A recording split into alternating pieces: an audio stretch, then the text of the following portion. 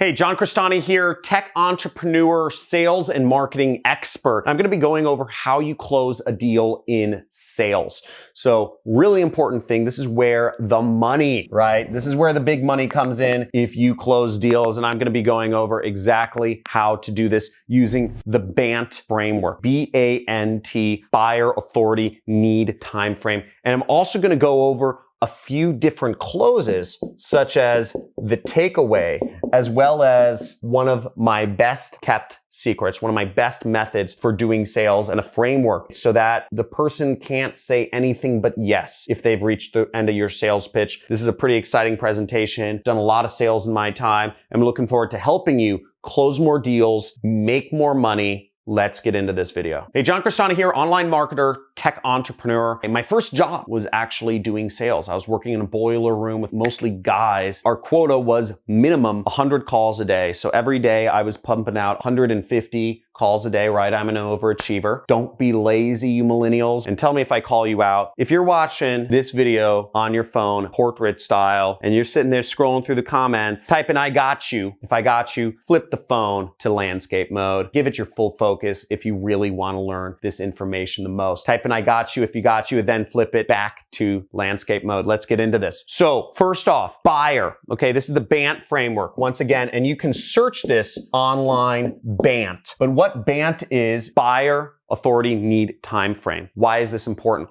Well, these are the four main things you need to find out from somebody in order to close them. First off, you need to know, does this person have the money, right? You know, I used to work in investment marketing. The company didn't want to do deals that were under $25,000. Or another way of phrasing that is they only wanted people who could move over at least $25,000 into an investment. So I needed to make sure that the people I was marketing to could spend more than that. If they couldn't spend more than that, it doesn't even matter. So if people don't have the money to spend on your product or service, it doesn't even matter if you're pitching them, if they want it or anything else. They just are disqualified immediately. So always qualify based on money. Another thing is authority. So you want to make sure that somebody has the authority to actually make a decision. Now, for many purchase decisions, we're talking about small beans. Now, if you're selling consumer items online like this hat, which is, you know, 25 bucks, then most people have the authority to purchase it. You know, all they need to do is have a credit card. Authority becomes an issue is if you're selling a business product or if you're selling a more expensive product. You need to make sure that you're selling to somebody who can actually sign on the dotted line, fill out their credit card information if they're interested. So expensive products, this also matters if you are marketing to a broad audience.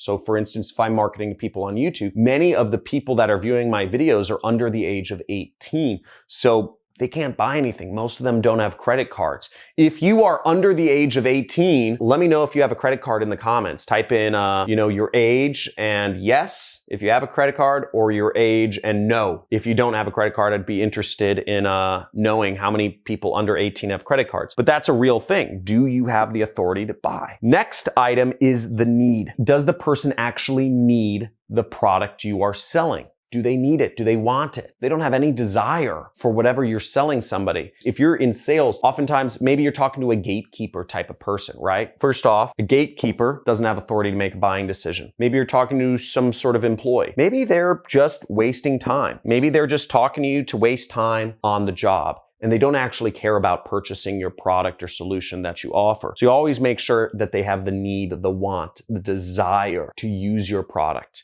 If they don't, you have to create it. You have to either create that want or desire, or you have to move on quickly. And oftentimes in sales, the best thing is to just move on quickly to somebody who does have the need. Now, the fourth factor is the T, and that means time frame. Is the person interested in buying this now, or is it just something that's interesting to them in the future? Because we want to earn commissions to close a sale, we need to make sure that the person is looking for our product, our solution now. And a good way to figure that out is simply ask the person, when are you looking to buy this product? When are you looking to make this decision by?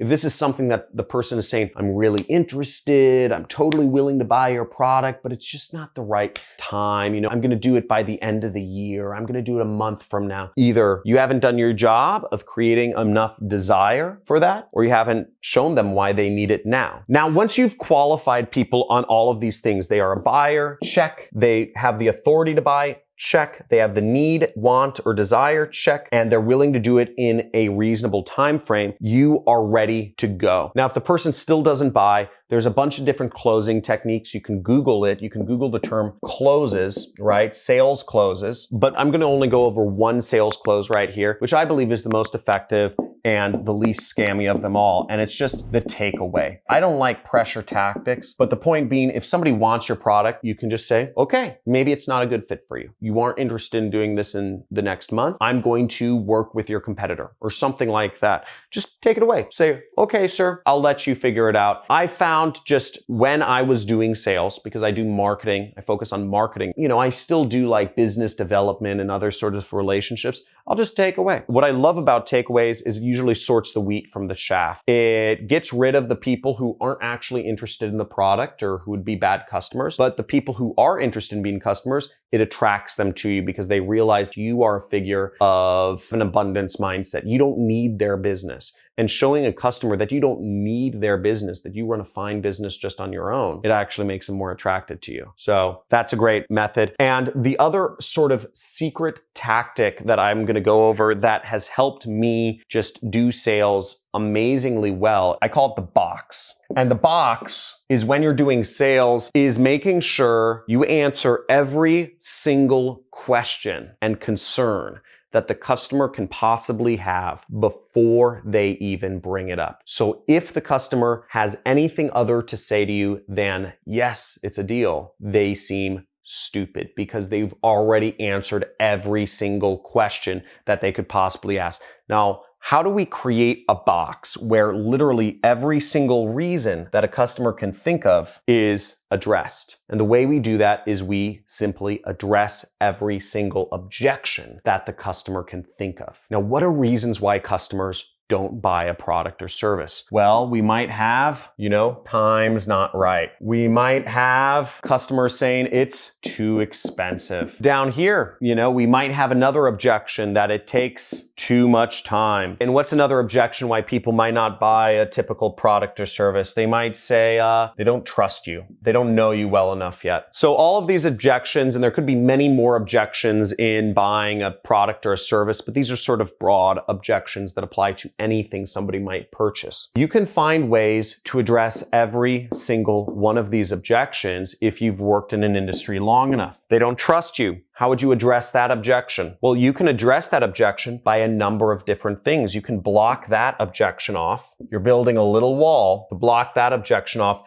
by talking about your credibility. You can talk about your testimonial. So one thing I do, for instance, in my program is people might say, well, they don't know if the product actually works. They don't know if my training course is actually really good. And what I'll do is I'll actually just say, don't listen to me. If you don't trust me, that's fine, but trust the results. And I show them testimonials of some of my students. For instance, just now, check out some of these testimonials of some of my students. That's pretty powerful, right? I have so many students at this point who have gone through my program and making money. It's almost a non-issue. And I've been featured on the news, on Forbes, on Fast Company. I'm a credible person. But again, people don't know that if they've never been exposed to you. Now, if this is your first time being exposed to me, make sure you click the subscribe button, hit the notification bell so you can be aware of future videos. All I talk about is sales and marketing on this channel. Now, another objection you might get for many products is that it's too expensive. And if people are saying that your product is too expensive, then they likely don't know about the other more expensive ways of solving that problem. An example might be for a weight loss pill, right? There are a lot of natural weight loss remedies that work very well, but the public doesn't know about them too well. Most of the public thinks that getting surgery, liposuction, or some sort of lap band or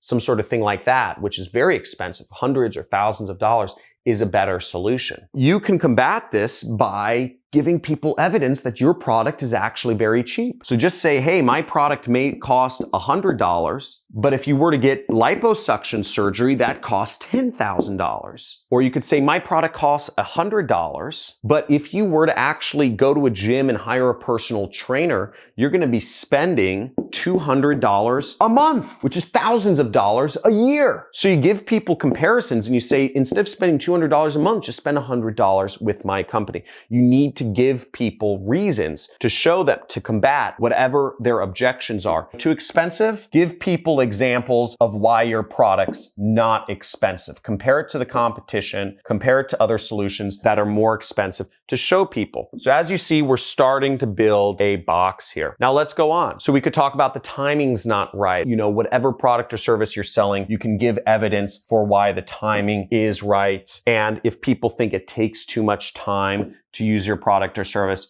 once again, you build a box and you show them why the time is right now. And I always tell people for my product, which is my training course, if you want to do affiliate marketing, you're saying, I'm too late. Affiliate marketing's been around for 20 years now. I got in, 8 years ago, full time, right? I was late to the party, but the best time to start is now. Some people compare it to the gold rush. It's not like the gold rush. The gold rush, there's a finite amount of money in the earth and you have to be the first one to get it out. This is more like the invention of electricity. Electricity was invented 100 years ago and companies are still using electricity, right? All new companies use electricity now. Isn't that interesting, right? So is electricity a fad? If you weren't in electricity business, 100 years ago, do you still have a chance? 100%. Apple, their products use electricity, was started 100 years after electricity was invented. How are they able to compete? Because it just takes over everything. Electricity is a foundational element for business now, and so is the internet. And the best time to get in the internet